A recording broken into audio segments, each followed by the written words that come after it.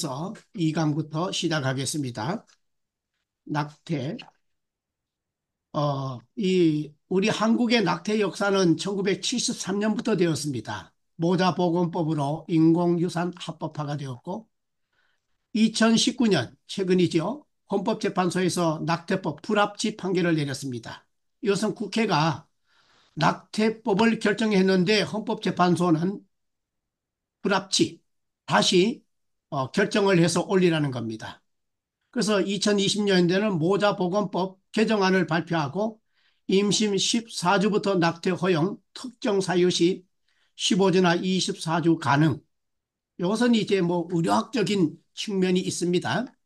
21년도에는 낙태죄 조항 삭제를 했습니다. 이 문제가 지금 우리 사회적으로 굉장한 저는 혼란이 올 수 있다고 봅니다. 그래서 가정 또 아이들 숫자가 줄어드는 일, 이런 문제, 또 지금 현재 우리나라 같은 경우는 공기업들이 직원을 구하기가 어렵잖아요. 그래서 외국인들이 많이 들어와 있는데 이것 가지고 충족이 안 됩니다. 왜 그러냐면은 국가라고 하는 것은 존재 목적이 있는데 어떤 기술 그 핵심은 외부인에게 넘겨줄 수가 없습니다. 차라리 어려움이 오게 되면 이 회사를 없애면 없애지 기술을 잘못 넘겨줄 수는 없잖아요. 그러니까 이런 것도 이제 우리 국가가 국민들이 대를 이어서 출산율이 높아야 국가 유지와 경영을 이어갈 수 있는데 이런 문제가 지금 브레이크가 강하게 걸려 있습니다. 우리 신학도들이나 또 우리 목회자들이 이런 측면을 좀 아시고 나라도 중요하지만 숫자가 줄어들면 구원의 수가 줄어듭니다.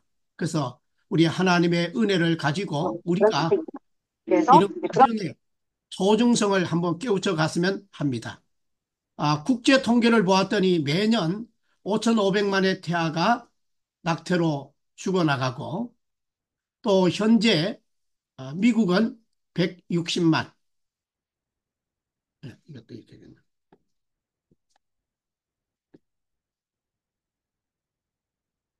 예. 미국은 160만 낙태 현상이고 우리나라는 94년도에 통계가 150만 건이었습니다. 이런 현상을 보면서 출산에 대한 성향도 참 방향도 여러 가지가 지금 나오지 않습니까? 그래서 우리는 성경적인 가치관을 세워가는 이 일에 오늘 우리 자신들이 기준을 잘 가지고 가정과 목회 현장을 세워갔으면 합니다.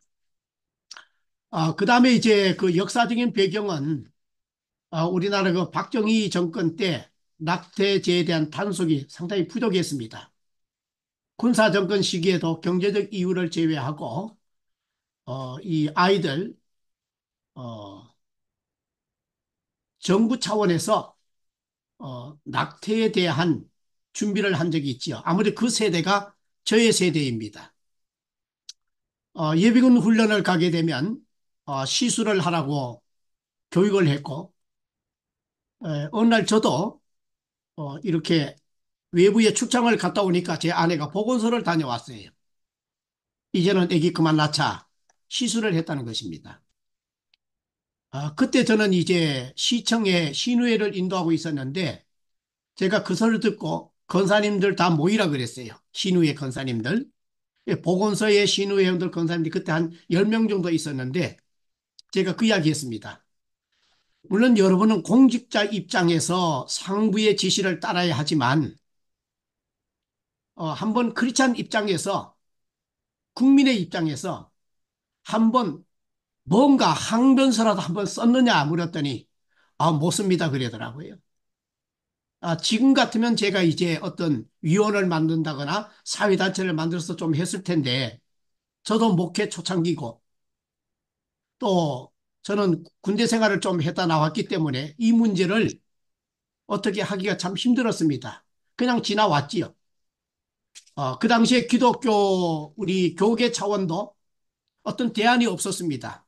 그대로 따랐던 거예요. 그것이 이제 지금 현실에 와서 한 30년, 40년 지나고 나니까 인구 소멸, 이런 국가 현실이 닥쳐왔습니다. 좀 더 지혜로운 지도자나 또 목회자들이 있었다면 이 문제를 계속 정부와 논의를 하고 몇 년 정도는 일을 하고 몇 년 단계 가서는 어떻게 숫자를 좀 점검해 가지고 미래지향적으로 지금과 같은 사회, 경제, 문화, 교육, 종교 이런 데 어려움이 없도록 했어야 하는데 이런 문제를 우리가 내놓지 못했다고 하는 것은 하나님 앞에 우리의 불찰과 회개할 부분이라고 보겠습니다. 도덕적인 문제는 낙태가 합법화됐다는 것입니다. 우리 입장에서 보면 이것이 합법화되면 안 되지요. 합법화되는 문제는 뭐냐? 경제 논리에 집중하는 것이고 도덕성이 떨어집니다. 지금 우리나라의 이 문제 때문에 도덕성도 바닥이고 또 간통 문제가 또 있어가지고 이것도 가정 문제가 심각하지 않습니까? 사회성이 드러나는 거예요. 그 다음에 정부에서는 인구 감소 염려에도 불구하고 새생명 낙태 허용에 모순점이 드러났다. 이런 것을 우리는 캐치를 해야 합니다. 그럼 교회는 어떠냐? 미국 교회를 보겠습니다.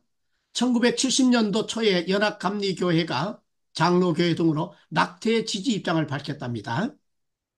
많은 교회들이 낙태를 용납하는 입장을 취했다는 내용들을 볼 수가 있습니다. 우리는 이것을 통하여서 다시 한번 성경적 가치관의 기준을 가지고 제6계명 살인하지 말라. 낙태는 죄가 된다는 것입니다. 낙태하는 수정 순간부터 인간 생명으로 간주되며 낙태는 명백히 살인행위다. 태아의 기준에 대해서는 의료진과 기독교 관계의 차이는 있습니다. 우리는 우리 몸 자체를 하나님이 주신 것으로 믿기 때문에 수정 순간 생명으로 간주하게 됩니다. 그 다음에 태아는 인간으로 간주되는 것을 보면 아이라고 칭했다. 브레포스 누가복음 1장에 소개합니다. 예레미야 1장에서는 하나님이 태아를 인칭대명사로 불렀습니다. 갈라디아서 1장에서는 하나님은 출생 이전에 사람을 택하시고 부르셨지요. 그러니까 벌써 아마 하나님 입장에서는 우리 교회가 출생 이전에도 그 인간을 인정하고 있는 것을 봅니다. 출애굽기 21장에서는 조산으로 태아가 죽으면 살인죄로 간주했다. 모세가 태어날 때 조산원의 그 믿음 있는 대처, 우리는 너무나도 귀한 시대적인 상황과 비교해 볼 수가 있습니다.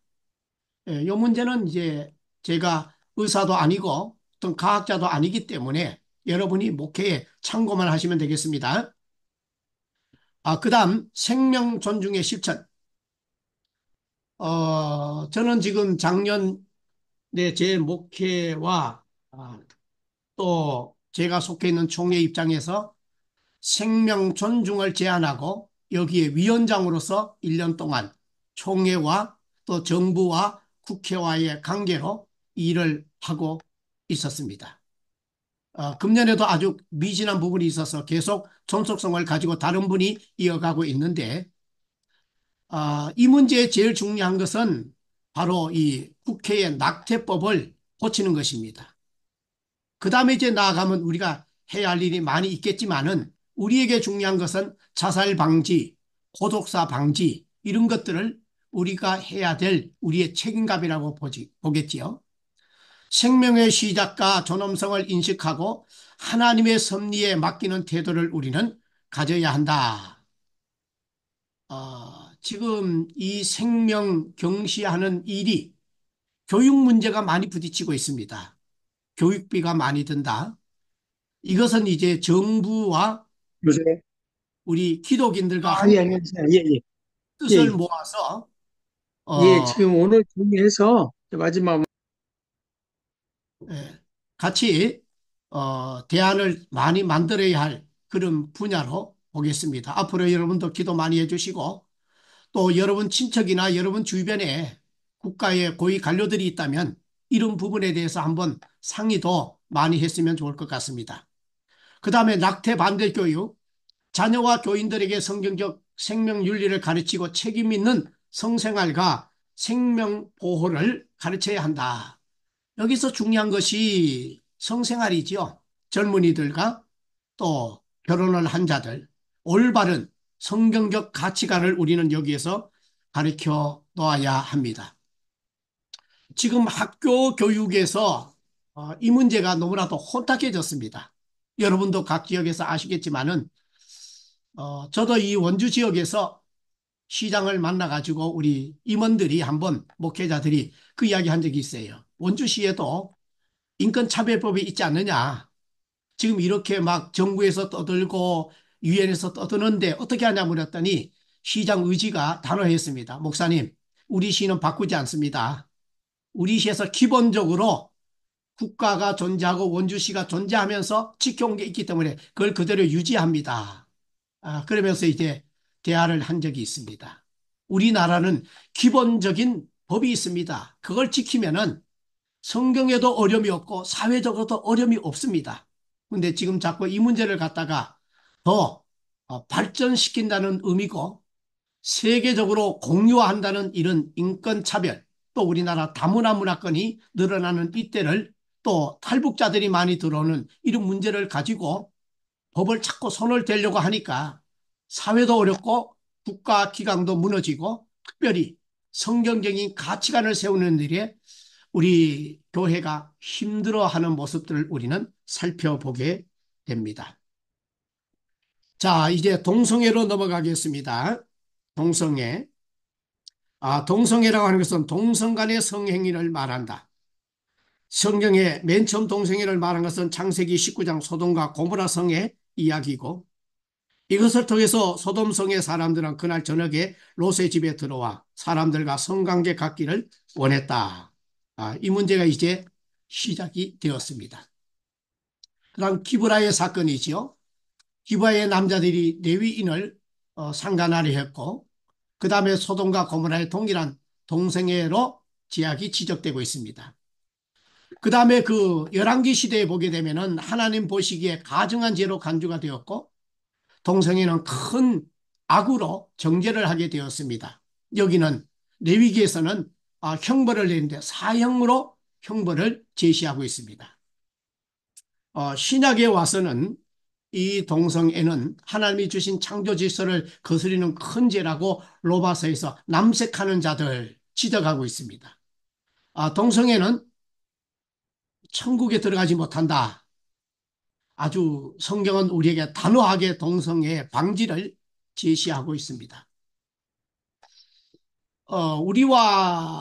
우리에게 교회에 영향을 주었던 미국, 동성애 확산과 교회 배교적인 형태들이 최근에 많이 보여지고 있습니다.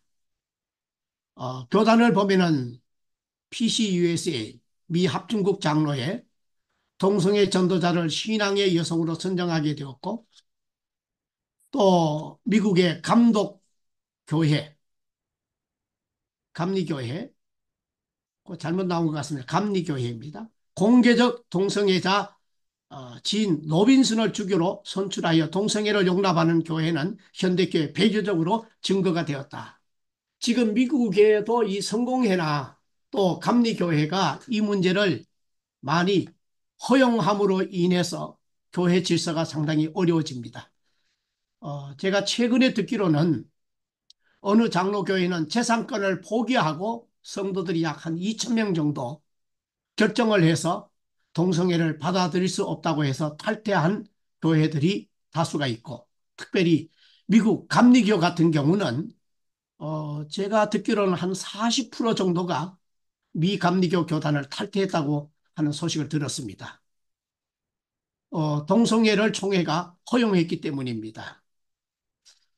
지금 우리 한국 교회와 교단도 이 문제가 계속 거론이 되는데, 기장 또 이 문제 때문에 머리가 아프고, 감리교도 이 문제 때문에 재판이 걸려 있는 건들이 몇 건 있지요.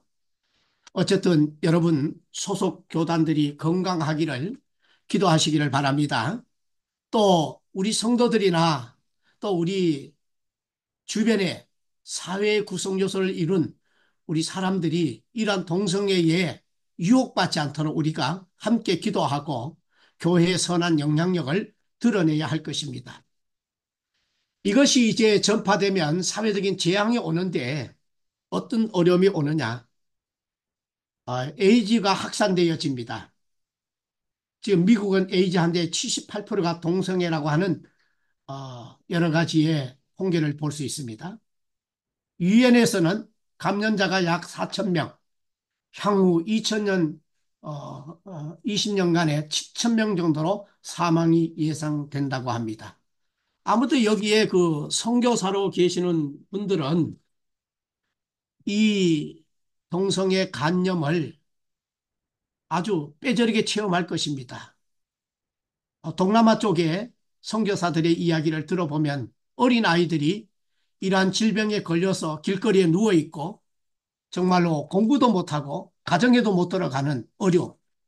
또 이 어린 아이들이 성에 노출을 받아가지고 상당히 어려움을 겪는 이런 문제를 볼 수가 있습니다. 아, 이 시간을 통해서 우리 동남아에 나가 있는 우리 선교사님들 수고 많으십니다. 여러분 어떠세요? 격려의 박수 한번 쳐드리면 어떨까요? 우리 선교사님들 힘내시기 바랍니다. 네, 정말로 많은 나라의 우리 선교사님들과 교회가 이 아이들을 참 눈물겹게 복음을 전해서 예수께로 돌아오고 그들이 신학을 공부하고 목회자가 되는 그런 사람도 있고 또 가정들이 혼탁에 했다가 아버지들이 정신 차리고 한 가정을 지켜내는 일에 힘을 쓰는 그런 소식을 들을 때마다 우리 지역의 교회와 선교사님들 사역이 얼마나 큰가를 우리는 알 수가 있습니다. 물론 우리 한국교회 초기 때에도 우리 선교사님들이 들어오셔가지고 이런 문제를 지적하고 많이 수정해줘서 오늘 우리 대한민국의 가정들이 오늘 이렇게 1인 1남 1녀 체제의 가정을 성경적으로 지켜올 수 있었습니다. 예를 들면 과거에 제가 선배들한테 공부할 때 들은 이야기입니다. 어느 목사님이 이제 세례를 줘야 하는데 그 지역이 아주 부유한 분이에요. 과거에 우리나라는 좀 재산이 있고 부유하고 괜찮은 가정이 몇 여자들을 거느리고 살았지요. 거기에는 이제 본인의 마음도 있었겠지만은 부모들의 권유도 있었습니다. 왜? 아들을 낳아야 하니까. 이런 문제가 우리 한국 사회는 겹쳤던 거예요. 그래서 이제 예수를 믿고 세례를 받아야 하는데 장로님들이 이제 이야기를 했습니다. 목사님, 저분 아직도 두 번째 여자가 있습니다. 그랬어요. 그래서 이제 세례 문답 때 물었습니다. 두 번째 여자를 정리할 수 있습니까? 물었더니 못한다는 거예요. 세례를 못 줬습니다. 다음에 또 세례 신청을 받고 교육을 할 때에 두 번째 여자에게 재산을 좀 주고 이렇게 호적으로 분리를 하면 세례를 줄 수가 있습니다. 그랬더니 이분이 한참 고심을 하다가 아무튼 어른들이 계시니까 상의를 했겠지요.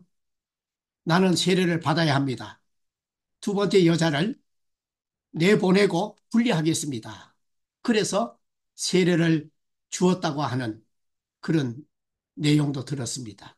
어쨌든 우리 기독교 문화는 성경적인 가치관을 세우고 가정을 바로 세우고 또 결혼에 이른 윤리적인 개념도 바르게 세워줘야 합니다.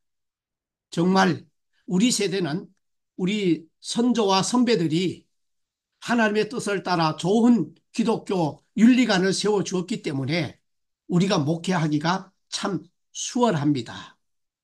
여러분 주변에 이런 선배들을 아시면은 이번 기회에 우리가 감사하는 11월을 맞아서 식사 한 끼라도 대접할 수 있는 은혜가 있기를 바랍니다. 자, 그 다음에 보면은 이제 자살 문제입니다. 자살. 저도 이 자살 문제 때문에 목회자로서의 고심이 참 많습니다. 제가 한번 질문을 해도 될까요? 여러분 공개적인 대답은 하지 마시고 여러분 마음의 대답을 하세요. 여러분 목회 현장에 자살을 경험한 적은 없으십니까? 자살자의 가족이 있다거나 자살한 자의 장례를 위해서 고심해 본 적은 없으십니까? 이러한 가족이 있을 때에 우리는 상당히 지혜로워야 합니다. 가능하면 말이 나가지 않게 해야 되고 또 가족이 모르는 이러한 죽음이 왔을 때에는 가족들에게 좀 비밀을 고수할 수 있도록 가정의 안정을 취할 필요가 있습니다.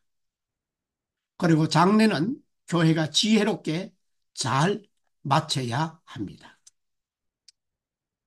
지금은 이 사회가 너무 밝아져 가지고 이런 문제가 생기면은 언론에 나오고 공개화돼 버린 경우가 참 많습니다.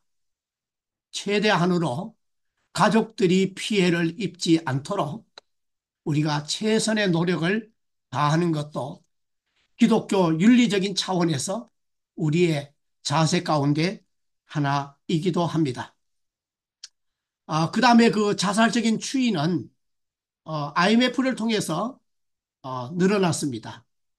10만 명당에서 30명당 증가하는 일이 생겼고 그 다음에 참 불행하게도 OECD 국가 중에서 우리나라가 1위입니다. 여러분과 저의 책임이 좀 무겁습니다. 그 다음에 최근에는 70대 이상 노인들의 자살률이 높아지고 있습니다. 예, 참고적으로 저도 이 문제 때문에 지역사회를 어떻게 품을까 고민을 많이 하고 있습니다. 그래서 저희 교회는 지역 주민들에게 이 문제를 조금이라도 도움 주기 위해서 쌀 나누기도 하고 그 다음에 이제 최근에 하는 것이 두 가지가 있는데 그 중에 하나는 우유 나누기 운동을 지금 준비하고 있습니다. 이것은 이제 서울에 있는 협회하고 조인을 해가지고 너무 이게 보니까 좋은 일인데 부담이 많이 가요. 그래서 우리가 일부 부담하고 본부에서 일부 부담해가지고 우리 교회 인근에 노인들 중에서 독거노인 혼자 계셔야 합니다. 그분들에게 우유를 넣어주면 우유를 가지러 나옴으로 인해서 그분이 살아계신다. 하루를 즐겁게 호흡할 수 있도록 하는 하나의 운동입니다. 만에 하나 우유 배달하는 회사의 우유 배달원이 두 번 우유가 그대로 있을 때에는 동사무소에 연락을 하고 교회에다 연락을 해서 가족들에게 연락을 하도록 합니다. 그래서 이제 동사무소 공무원이 함께 가면 방법을 동원해서 그 집을 문을 따고 들어갈 수가 있어요. 그래서 이제 고독사를 방지하고 자살을 방지하는 그런 차원으로 이 운동이 우리 기독교계에서 굉장히 많이 일어나고 있습니다.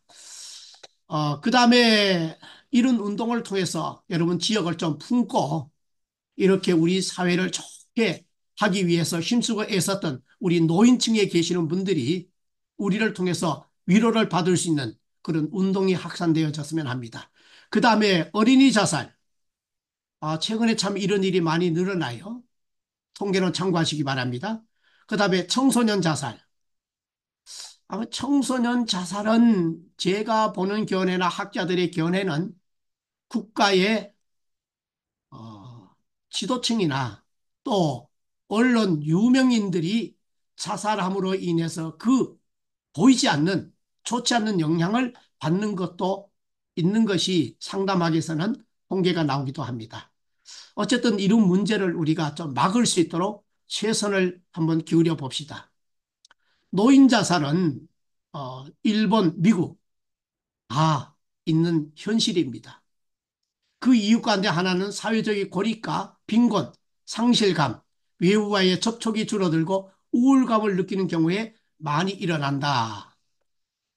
지금 우리도 그렇고 많은 나라들이 대가족 운영이 아니고 소가족이잖아요. 이것이 이제 자살을 만들어가는 하나의 좋지 않는 방법이라고 봅니다. 할 수 있으면은 앞으로 우리 한국 사회도 좀 부모를 모실 수 있는 자녀들, 이런 가정들이 많이 늘어가도록 우리가 좀 교육도 하고 성도들이 앞장을 섰으면 합니다. 그 다음에 빈곤, 소외, 사회의 비인간성, 희망상실, 이런 것으로 인해서 자살률이 늘어나기도 합니다. 여기에 문제가 있다면은 이런 요인들이 이전에는 자살의 중심적인 요인들로 역할을 하지 않았던 것인데, 최근에 와서는 이것이 바로 문제가 개인에게나 가정에게나 사회적으로 되고 있다는 것입니다. 이것은 여러 가지의 연구도 해야 되겠지만은 시대적인 변화, 사회적인 변화, 가정의 변화, 또 경제적인 변화, 또 자기의 몸에 그 어떠한 연령으로 인해서 오는 그런 감각적인 변화, 여러 가지가 있겠지요. 그래서 우리는 최대한으로 자살을 막을 수 있는 그런 위치에 있기 때문에 한번 자살을 막도록 힘써 봅시다. 그 다음, 자살이라고 하는 정리는 자기 손으로 자기 목숨을 끊는 행동이다, 이렇게 표현합니다. 정신질환으로 인한 자살이 분명한 경우 윤리적인 것이 옳고 그름을 따질 수는 없다. 이런 경우는 정신질환의 치료가 우선이 되어야 한다. 어떻게 보면 의식이 없는 상태에서 자기 목숨을 해야 하는 상황이지요. 그 다음에 자살이라 할지라도 동기나 목적이 정당하면 윤리적인 정당성을 부여받을 수 있으나, 동기나 목적이 선하면 자살이 정당화될 수 있는가, 이런 문제는 우리가 좀 더 고민을 해야 할 것인데, 여러분 교환에 보면은 이것은 여러 가지의 근거를 많이 제시를 해 놓았습니다. 정당한 경우 이게 자살이라는 표명을 하기는 좀 언어적으로 좀 그렇지만, 윤리학 시간이니까 요 단계에 좀 역했습니다. 정당화하는 경우는 어떤 경우냐? 순교, 신앙을 지키기 위해서, 신앙과 하나님 사랑을 위해 자기 목숨을 초계같이 버린다. 그 말은 바로 성경에도 나와 있고, 또 믿음을 고수할 때에 많은 순교자들이 자기 목숨을 버려서 믿음을 지켰던 경우를 볼 수가 있습니다. 그 다음 이웃 사랑을 위한 희생, 사고, 물에 빠졌을 때, 그 다음에 화재, 이런 일이지요. 그것은 직업상으로 일어날 수 있는 일도 있습니다. 경찰이 이렇게 사고 현장에 갔다가 칼 맞아서 죽는 경우 어떻게 표현할 것이냐? 이웃 사랑을 위한 희생이지요. 또 타인을 구하기 위해 불가피한 경우, 나라가 존재하는 한 군인이 나라를 지키고 훈련을 하다가 전우를 살리는 일. 아무래도 우리나라에 이런 인물이 종종 있지 않습니까? 강제구 소령, 이런 것. 그 다음에 삼손이 다곤 신당을 무너뜨린 행동, 이런 것도 우리가 설명을 할 수가 있습니다. 그 다음에 정당화가 불가능한 경우, 정치적인 이념이나 실현, 경제적 부담을 경감해서 목숨을 던지는 일, 명예의 회복과 생명의 가치를 초월하지 못하는 경우입니다. 이런 경우는 뭐 다 잃어버려요. 명예도 잃어버리고 생명의 가치관도 다 짓밟혀 버립니다. 그렇다면은 성경은 어느 곳에도 자살 행위나 그 자체에 대한 평가를 제시하지는 않는다.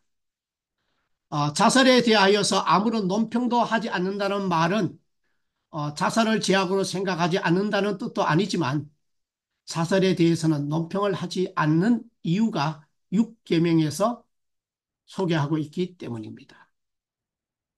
교회는 어떤 책임을 가져야 할까? 이제 우리는 교회가 구원을 시키는 곳이다, 하나님을 향하여 예배를 드린 것이다, 이것만에 머물러 있을 것이 아니라 우리는 좀 더 폭넓게 나아가 교회 책임성을 소개하고자 합니다.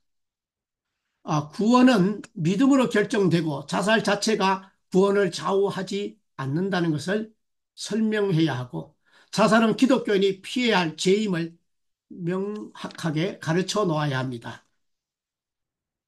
자살 유가족에 대한 위로는 사망이나 생명도 그리스도의 사랑에서 끊을 수 없다는 위로의 메시지를 줄 수 있어야 합니다. 자살 예방을 위하여는 상담도 해야 되고 재정적 지원도 있어야 되고 환경 개선과 노력이 필요하다. 이것은 이제 우리가 할 수도 있지만 이 사회적으로도 이 문제를 함께 협력할 수 있어야 합니다. 또 여러분들이 그 목회 현장에서 이런 어려움을 꼭 자살이라고 모순받지 말고 어떤 어려움과 사건, 사고를 당했을 때에 자기 가족으로서 해결할 수 없는 그러한 가정에게 조금이라도 지원해 줄 수 있다면 얼마나 좋을까요? 장학금을 준다거나 아니면은 위로금을 준다거나 이렇게 해서 그들을 다시 한번 회복시키고 극복할 수 있도록 도와주는 역할을 우리가 해야 될 책임을 우리는 가지고 있습니다. 자, 이제 좀 더 우리가 많은 것을 소개할 수 있지만 어, 여러분의 강의 안에 보게 되면은 구체적인 내용들이 다 나와 있습니다. 그리고 뒤에 참고적으로 제가 소개한 자료가 있는데 그 가운데 하나가 바로 그 국가에 대한 양심적 병력 거부, 그 다음에 또 하나는 배아세포 추출에 대한 성경적 윤리관, 또 요사이 이제 우리 주변에 많이 일어나는 자살, 고독사 이러한 것들 앞으로 좀 여러분 목회 자료가 필요하면 제가 갖고 있는 자료라든가 또 기관을 소개하도록 하겠습니다. 지금 저는 이 문제를 고민하다가 한 우리나라의 아주 유능한 기관하고 MOU를 맺어놓은 일이 기억납니다. 벌써 제가 연구를 해보았더니 이런 자살 문제라든가 고독사 문제, 생명을 존중하는 일에 대해서 30년 전에 이 일을 시작했던 분이 있더라고요. 그런 기관도 있고요. 거의 다 이것이 의료진들입니다. 그리고 목회자들입니다. 항상 이 문제는 의료와 목회자와 함께 손을 잡아야 합니다. 한쪽으로 나갈 수가 없습니다. 근데 최근에는 이 문제를 사회적인 이슈로 받아들였기 때문에 좀 더 이것을 갖다가 유익한, 유능한 기관으로 세워서 법적 대응을 하기 위해서 변호사, 그 다음에 국가의 고위 자들, 은퇴자들 이런 분들을 또 함께 합류해서 만든 단체들도 있습니다. 그래서 이제 국회의원들을 만나고 법적인 문제를 변호사들과 논의하고 그래서 이제 우리 사회가 좀 건강한 사회로 갈 수 있도록 또 하나님을 기쁘게 해드리고 또 그 은혜를 전하는 일에 오늘 우리가 같이 뜻을 나눌 수 있도록 하기 위해서 우리는 함께 손을 잡고 나가야 할 그러한 명분 있는 가치관을 우리가 세워가야 할 시대가 되었습니다. 이제 여러분과 저는 교회 안에서만 머물러서 목회를 할 수 있는 시대가 아니라 교회 밖에도 눈을 돌리고 국가에도 눈을 돌리고 이제는 한 단계 더 나아가 국가의 법적 대응도 우리가 눈을 돌려서 선의적인 일을 행할 수 있도록 책임이 우리에게 부여되었습니다. 그런데 사실 우리가 목회를 하다 보니까 이 문제를 우리가 대응한다고 해서 참 제가 볼 때 어렵더라고요. 여러분은 어떻습니까? 근데 여기는 전문 지식이 있어야 돼요. 의료적인 어, 법률이 있어야 됩니다. 그래서 우리나라에는 기독인들이 모여가지고 이런 문제를 미리 방어하기도 하고 또 현실적인 문제를 극복해 나가기도 하고 또 유족들을 만나서 예배 드리면서 위로하기 위해서 일을 하고 있는 단체들이 많이 있습니다. 여러분도 이게 눈을 좀 돌려서 보면은 여러분 주변에 이런 일을 하는 단체들이 있다는 것을 알게 될 것입니다. 그리고 또 이제 우리 국가적으로 본다면은, 교사들이 인사이동을 하게 되면은 자살, 고독사, 이런 문제에 대해서 생명에 대해서, 교과 이수를 해야 된다는 것을 제가 알게 되었습니다. 그러니까 학교마다 이런 교환이 다 있어요. 교육청에. 오늘 우리 교회는 교회 직분자들에게 이 생명에 대한 교환이 있는가? 또 우리는 그리스도인들에게 설교만 할 것이 아니라 이런 가족을 세워 나갈 때에나 또 혼자 사시는 분들에게 이런 교육을 하면서 신앙인으로서의 마지막 길을 바르게 갈 수 있도록 가르치고 있는가? 이것은 다 성경의 설교 안에 다 있습니다. 예, 앞으로 여러분들이 그 재직 세미나나 또 교인들 교육을 할 적에 이런 항목을 분야를 만들어 가지고 또 전문성이 있는 분들, 경험자들을 초청해서 한 번 더 여러분들이 이렇게 실제적인 교육을 한다면은 앞으로 큰 교회 성장과 또 성도들이 굳건히 믿음으로 서가는 일에 큰 도움이 되리라고 봅니다. 지금 제가 이렇게 눈을 뜨고 보니까 많은 젊은이들 가운데에 강사라고 하는 분들이 많이 있는데 우리 교회도 젊은 집사님들이나 권사님들 보니까 많이 공부한 것이 뭐냐 봤더니 다양한 면이 있지만은 그 가운데 포함된 것이 성교육이에요. 이것이 지금 학교에 그렇게 많이 들어간답니다. 그래서 제가 늘 이제 개인적으로 만나면은 자료도 많이 주고 또 앞장선 믿음 좋은 크리스찬들이 이런 기업에 들어가서 성교육하는 것도 많이 자료를 나눠주고 합니다만은 여러분 주변에도 이런 학교까지 좀 품고 사역에 좀 역할을 잘 감당할 수 있기를 바랍니다. 여러분 알다시피 요사이 그 학교의 문이 얼마나 잘 닫혀 있습니까? 들어가기가 참 어려워요. 과거에 저는 이웃 학교에다가 장학금을 좀 주고 할 때에 이렇게 졸업식 때 가고 그랬는데 최근에는 장학금을 주어도 그냥 통장으로 이체하고 들어오는 것을 원하지 않더라고요. 그래서 제가 이제 구상한 것이 그러면 이것을 다른 방법을 쓰자. 그냥 제가 이제 몇몇 교회하고 활용하고 있는 방법입니다. 고민을 하다가 어린이 신문을 넣기로 했습니다. 그 이유는 탈북자들, 그 다음에 다문화권에 있는 아이들, 그 다음에 우리 아이들 중에도 상당히 그 외로운 아이들이 있습니다. 이런 아이들이 신문을 보면서 머리를 맞대고 웃기도 하고 사회적인 적응도 하고 미래에 그 일어나는 일을 대안을 좀 볼 수 있는 눈도 열려지고 여러 면으로 좀 좋게 할 수 있는 방법이 뭘까 하다가 신문을 엮고 있는데 지금 1년째 이웃 학교에 어린이 신문을 엮고 있습니다. 근데 이것은 어떤 성과라든가 이런 것을 우리가 확인하기가 참 어려워요. 그냥 보급하는 것으로 족하게 여기고 그 아이들이 신문을 읽고 또 시사나 이런 것을 볼 때에 미래 대안적인 은혜가 있도록 우리가 기도해야 할 그런 영역이 되었습니다.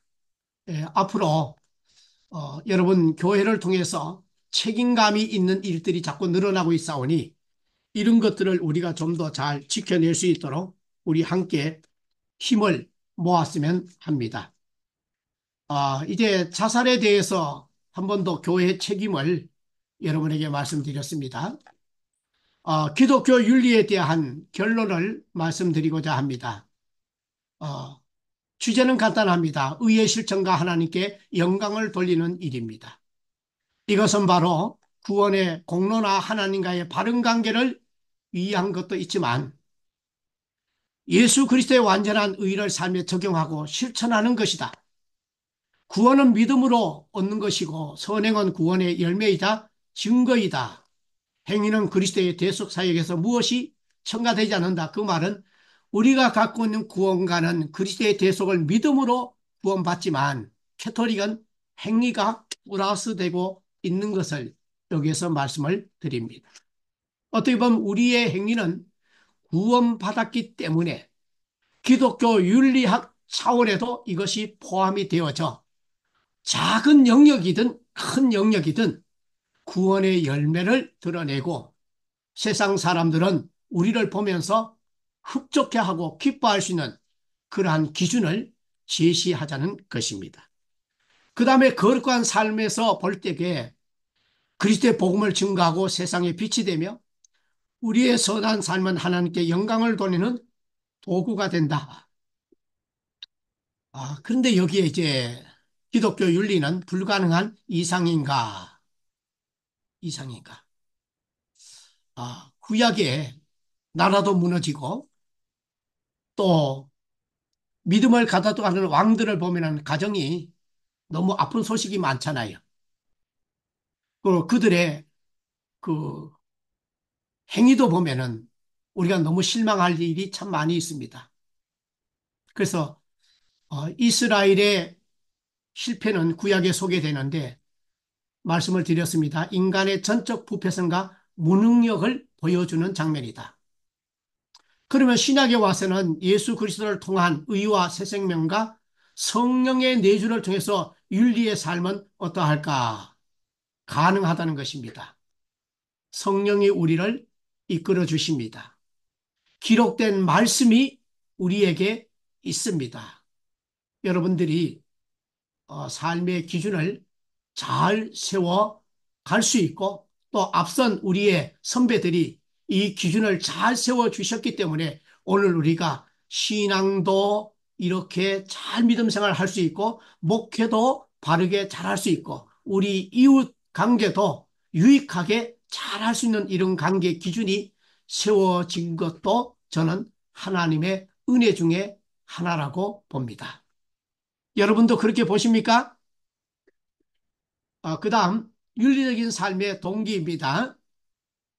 좀 읽어보시면 되겠습니다. 여기에서 이제 삶의 두 가지 동원이 있는데 먼저는 그리스도의 의와 새 생명입니다. 의의 측면은 앞에서 다 말씀을 드린 내용입니다. 새 생명은 구원받은 성도는 새 생명을 얻고 의로운 삶의 씨앗을 심는 일이요. 옛 죄악성과 싸우지만 새 생명의 승리를 보장받는 자요. 의와 새 생명 그리스도인의 새 힘과 윤리적 삶을 가능하게 한다. 여러분은 예수 믿기 전에 윤리가 어땠습니까? 또 우리 교회 안에 성도들의 삶의 윤리의 기준이 어떠하던가요? 우리는 다 그렇게 한마디로 좋은 윤리적인 삶을 산 자들은 아니지 않습니까? 저 역시도 마찬가지예요. 영적으로든 도덕적으로든 윤리적인 삶이 하나님 앞에서 볼 적에 제가 굉장히 하나님으로부터 통해 자복이 했습니다.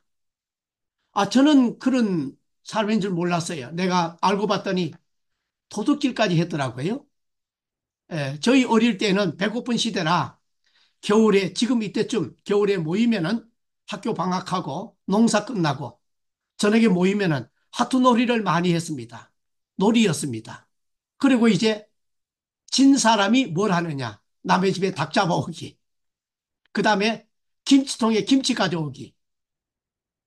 그 다음에 또 했던 것은 다른 것도 있었지요. 가게 하는 집에 가서 빵 가져오기. 저 예수 믿고 혼났습니다. 이거 회개 아니라고. 여러분은 뭐 워낙 좋은 사람들이라 그런 윤리와 도덕적인 기준에 어긋나지 않았겠지요. 그러나 성경을 보면 우리는 다 어긋난 자들입니다. 의인은 없나니 하나도 없어요. 다 죄 범벅이에요. 그래서 한없이 울고 한없이 마음을 두드리고 나중에 교수님하고 상의를 했더니 그래 괜찮아. 나도 그랬다 그러시더라고요 교수님이. 그러면서 이제 그러면 너가 앞으로 목회자가 되어야 하니까 그 주인을 찾아가서 계산을 해주라는 거예요. 교수님 계산을 얼마나 해야 되니까 그냥 그때의 것으로 계산해서 내가 보니까 한 20만에서 50만 원 정도면 되겠다 그러더라고요. 그래서 봉투를 몇 개 만들어 가지고 그때 뭐 전도사 시절이고 신학생 시절이니까 참 경제적으로 어렵지요. 제 아내와 부모님하고 상의를 해서 그 돈을 만들어서 이제 제가 국민학교 다녔던 학교 앞에 갔더니 그 가게가 없어지고 학교도 없어졌어요. 그래서 이제 아버님에게 그 이야기를 하고 전달하라 그랬어요. 수소문을 해서 봉투를 준 적이 있습니다. 회개한다는 내용이죠. 그 다음에 저희 동네에서 이제 장사하는 분들에게 그 이야기를 했더니 그분이 마침 예수 믿고 집사님이 됐어요. 아버님이 주니까 봤더니 내가 어떻게 목사님한테 이런 걸 받느냐 그러면서 그분이 교회 가서 헌금했다고 그런 소식을 나중에 저를 만나서 이야기하는 적을 들었습니다. 참 우리가 살아온 가정을 보면은 하나님 앞에 너무 부끄럽습니다. 윤리도 그렇고 도덕도 그래요. 그래서 이제 우리부터라도 좀 더 성경적인 가치관을 가지고 분명하게 한 사람이라도 하나님 앞에 더 큰 죄를 짓지 않도록 우리가 기준을 잘 세워나가고 이것이 나만의 기준이 아니요 공동체의 기준이요 사회적인 기준으로 나갈 수 있기를 바랍니다. 저는 그것이 하나의 이 나라의 헌법이라고 봅니다. 우리나라 헌법은 개헌으로 인해서 세워진 헌법이라 나름대로 그래도 잘 정리와 정돈이 되었다고 어떤 전문 법률 장로님이 말씀을 해 주셨습니다. 앞으로 계속해서 이렇게 생명의 가치관과 기독교의 윤리에 어긋나지 않는 우리나라의 헌법을 세워갈 수 있도록 우리 같이 협력하고 기도합시다. 그 다음에 윤리적인 삶에 두 가지 원동력이 있습니다. 하나는 성령의 약속이 있고 그 다음에 성령의 역할이 있습니다. 성령의 약속은 성도에게 복음적 삶과 열매를 맺도록 하시는 일입니다. 반드시 열매가 있어야 됩니다. 그 다음에 역할은 성도 안에서 윤리적인 삶을 지도하고 도와주는 일입니다. 내주하셨다 그랬지요. 우리가 늘 성령의 내주하신가, 성령의 가르친가, 성령의 지도하신가, 성령이 말하게 하신가. 이것을 우리는 모든 역할에 있어서 방향에 있어서 성령이 도우신다고 하는 것을 고백하게 됩니다. 그러므로 성령의 인도를 따르면은 죄를 이기게 되고 경건한 삶을 살아서 나도 기쁘고 이웃도 기쁘고 교회도 놀라운 기쁨의 셈이 형성되게 하십니다. 그 다음에 이제 성령의 역할과 성도의 책임은 말씀을 묵상하고 가까이 함으로 윤리적인 삶을 유지한다. 윤리적인 삶이다. 나 혼자 사는 것이 아니고 함께 사는 우리 사회고 교회니까 반드시 윤리적인 기준이 있어야 합니다. 여러분, 여기에서 이제 우리가 강의니까 하나 소개한다면은, 환자를 위하여 안수할 때, 기도할 때 좀 신경을 쓰시기를 바랍니다. 반드시 남성분이 여자분에게 기도할 때에 가족과 함께 동행하고, 교회 장로님이나 권사님과 함께 동행하는 그런 중환자 기도를 할 수 있기를 바랍니다. 아주 이런 부분은 현대 우리에게 참 사회적으로도 많은 문제가 되고 있습니다. 최근에 이단입니다마는 인천 어느 이단 교회가 합창 연습을 한다고 하면서 거기에 한 여학생이 죽었던 사고가 생겼습니다. 이게 사회적으로 되었고 그것이 교주의 딸인데 이게 지금 재판에 나가 있습니다. 오늘 우리들도 이런 것을 보면서 우리 목회와 이런 윤리적인 삶, 참 우리가 다시 한번 가다듬고 정리를 해야 될 그런 분야가 종종 드러나기도 합니다. 그 다음에 성도의 책임은 어떤 것이 있을까요? 성도도 윤리적인 삶을 통해서 노력하고 하나님의 은혜가 함께 하도록 요구되는 자입니다. 그러므로 우리는 이 윤리적인 목적을 통해서 앞에서 드린 말씀입니다마는 복음이 증거되고 빛과 소금의 역할을 잘 감당할 수 있어야 한다. 여기에는 가능성이 있습니다. 이유는 그리스도의 의와 그리스도의 생명과 내 안에 성령의 내주하심으로 올바른 윤리적인 삶이 가능하고 성도는 새 힘과 은혜로 윤리적인 삶을 살며 하나님의 뜻을 이루어 갈 수가 있다. 여기에서 이제 신학적인 측면이 무엇인가요? 나는 새 사람이 되었다는 것입니다. 예, 새 사람이 된 것입니다. 옛 사람이 아니고 새 사람이 되었습니다. 옛 사람은 인간의 어떤 감정이라든가 그러한 욕망에 끌렸다면은 새 사람은 내 안에 임하신 예수 그리스도의 새 생명의 인도를 받습니다. 그래서 우리를 바울은 성령에 거주하는 전이라고 했습니다. 처소라고 했습니다. 그러므로 우리는 철저하게 성령의 인도를 따르고 성령이 일하시는 생애를 만들어 갈 때 오늘 우리는 공동체의 삶에서 윤리적인 기준을 통하여 하나님의 영광을 드러낼 수가 있습니다. 자, 이제 이 내용을 보면서 나머지는 여러분이 좀 한 번 더 읽어보시고 좀 더 힘을 낼 수 있기를 바랍니다. 제가 참고 자료로 보여드린 것을 좀 여러분의 일상생활에서 공부를 하시면은 성도들을 지도할 때에 큰 도움이 되리라고 봅니다. 최근에 이제 얼마 되지 않았습니다. 병력 문제에 있어서 하나도 문제가 나온 것 여러분 기억나십니까? 지금까지 병력 양식 거부에 대해서 일이 생겼는데 이것이 바로 이단에 연루된 일이었지요. 여호와 증인 여기에서 이제 이 문제가 나와서 국가적으로 양심적 병력 거부가 수용이 되어졌습니다. 그러니까 이제 어떤 젊은이가 얼마 전에 법에다가 소송을 했습니다. 나 사회주의다. 나도 병력 거부를 한다.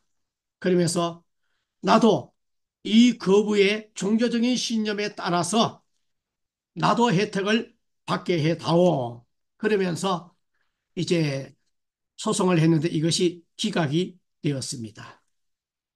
여러분, 앞으로 우리 사회에 어떤 일이 생기려는지 예측을 못합니다. 이런 일이 우리나라에 소송이 될 줄 누가 예측했겠습니까? 이단 문제나 사회주의적인 이러한 젊은이의 문제나 앞으로 우리 기독인들을 좀 깨어나게 하는 일이고 또 목회를 하는 우리 자신들을 갖다가 좀 더 정신 차리게 하는 일이 아닌가 싶습니다. 여기에서 이제 참고 자료에 보면은 대체복무제가 이제 여호와 증인을 통해서 소개되었던 일입니다.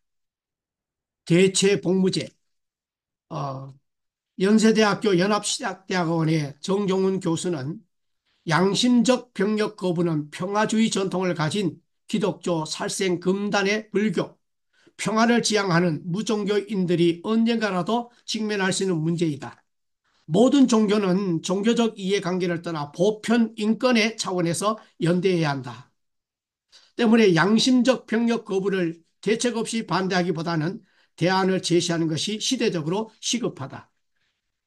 기독교가 여호와 증인의 이단 종교라서 규정을 하고 있는데 여호와 증인 신자의 인권을 무시할 수는 없다. 이렇게 밝혔습니다.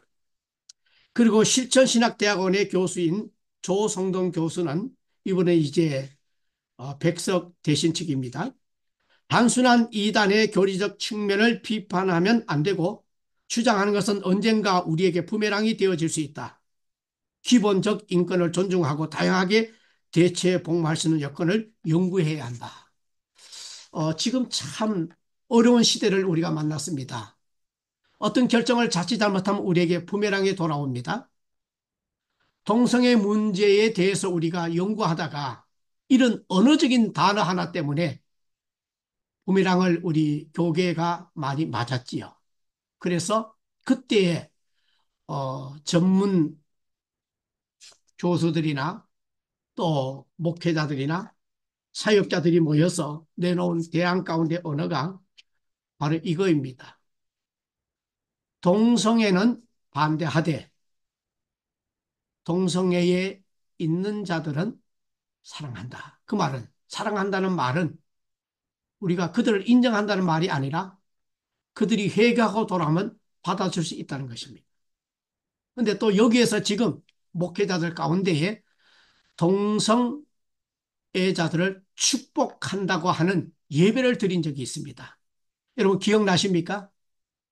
그래서 이제 그분을 우리 한국 교계가 연합된 교계가 잘못됐다고 지적을 했습니다.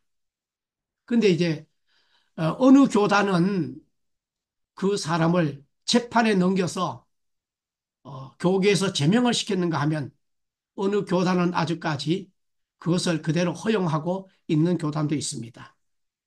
앞으로 시대적으로 우리는 분별력을 가지고 목회를 하든 교단 일을 하든 하나님의 뜻에 어긋나지 않는 그런 일을 할 수 있도록 좀 더 성숙되고 지혜로운 교회 지도자들이 꼭 되어지시기를 바랍니다.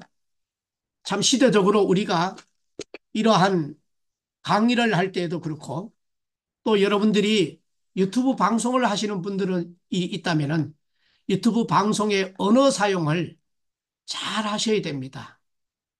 단어 하나 때문에 우리가 발목이 잡힐 때도 있고 단어 하나 때문에 우리가 피할 수 없는 어려운 공경에 빠질 때가 있습니다. 이런 언어 사용 하나하나까지 잘 고려해서 우리는 교회를 지켜내고 그리스도인들을 보호하고 또 나라를 지켜내어야 합니다.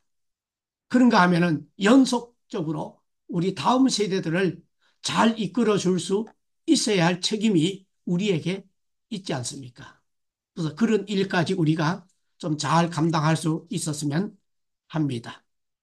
오늘 이제 종강 강의를 하면서 어떻게 보면 주제가 좀 무겁기도 하고 또 여러분 일상생활에 부딪혀오는 여러 가지 사회적인 변화 속에 우리가 헤쳐나가야 할 그러한 과제가 있기도 합니다.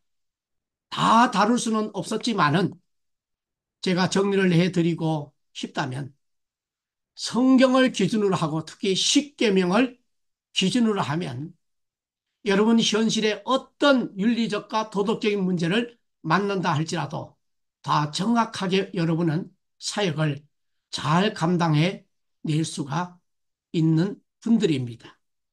존경합니다. 아주 지혜롭고 지식이 많으시고 영성이 있고 또 지금까지 모든 일을 잘 헤쳐 오셨습니다. 앞으로도 어떤 대안이 여러분에게 주어진다 할지라도 잘 감당할 수 있는 그런 은혜가 있으리라고 봅니다. 제가 이제 교환에서는 다루지 않았지만은 한번 조금 소개를 하고 싶은 분야가 있다면은 이혼 문제입니다. 이혼. 어, 과연 이혼은 어떻게 오늘 우리 교회와 목회자가 다루어야 할까?